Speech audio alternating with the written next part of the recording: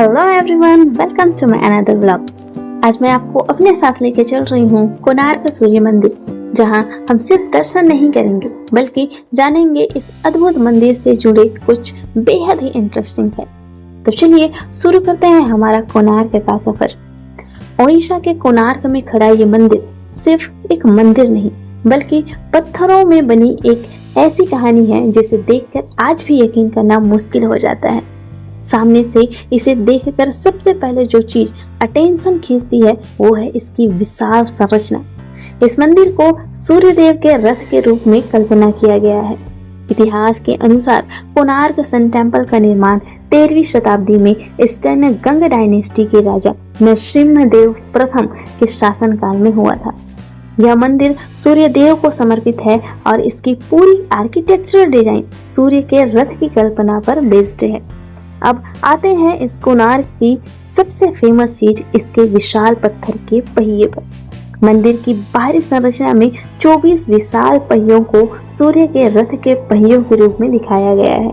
इन पहियों की सबसे खास बात यह है कि इनकी इंट्रिकेट कार्विंग, अगर आप ध्यान से देखें तो स्पोक्स और डेकोरेटिव पैटर्न के बीच में बहुत सारी छोटी छोटी डिटेल दिखाई पड़ती है। ऑनेस्टली कोणार्क को सामने से देखने का एक्सपीरियंस तस्वीरों से बिल्कुल अलग है। जब आप इन विशाल पत्थरों के सामने खड़े होते हैं तो सबसे पहले इसकी स्केल और डिटेलिंग आपका ध्यान खींचती है। और मुझे पर्सनली सबसे ज़्यादा इंटरेस्टिंग इसके व्हील्स और इनके जो डिटेल्ड कार्विंग है उस पे लगी। इतने पुराने समय की आर्ट आज के लोगों को रुक कर देखने के लिए मजबूर कर देती है। अगर आप कोणार्क घूमने आए तो सिर्फ मेन स्ट्रक्चर को देखकर वापस मत जाइएगा, थोड़ा समय निकाल करके अलग अलग एंगल से आर्किटेक्चर को देखिएगा। कहीं स्कल्पचर और आपका ध्यान खींचेगी तो कहीं विशाल स्टोन ब्लॉक्स और कहीं ऐसी छोटी डिटेल दिखाई देगी जिसे आपने पहले कभी नोटिस ही नहीं किया था। पूरा मंदिर जो है एक्सप्लोर करने के बाद, दर्शन करने के बाद हमने कुछ फोटो क्लिक्स करवाए थे, जिसमें से कुछ क्लिप्स जो है आपको यहाँ पे दिखाई देगी। ये मैं ही हूँ और ये कोणार्क सन टेम्पल का मेन जो टेम्पल है उसका फोटो है। ये हम गार्डन है वहाँ पे हमने कुछ फोटो क्लिक्स करवाए थे। बहुत ही प्यारी सी खूबसूरत सा वो जगह है। वहाँ पे जो आपको छोटा सा गार्डन भी देखने को मिल जाएगा, जो अलग अलग पोज पे आप सिनेमैटिक फोटो भी यहाँ पे खिंचा सकते हो।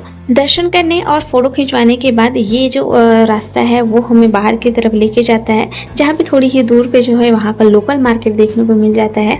मैं आपको एक बार फिर से बोलना चाहूँगी कि अगर आप शॉपिंग करना चाहें तो पर्सनली किसी ऑटो, किसी कैब को बुक करके आइएगा, क्योंकि बस में वो सुविधा नहीं होती है।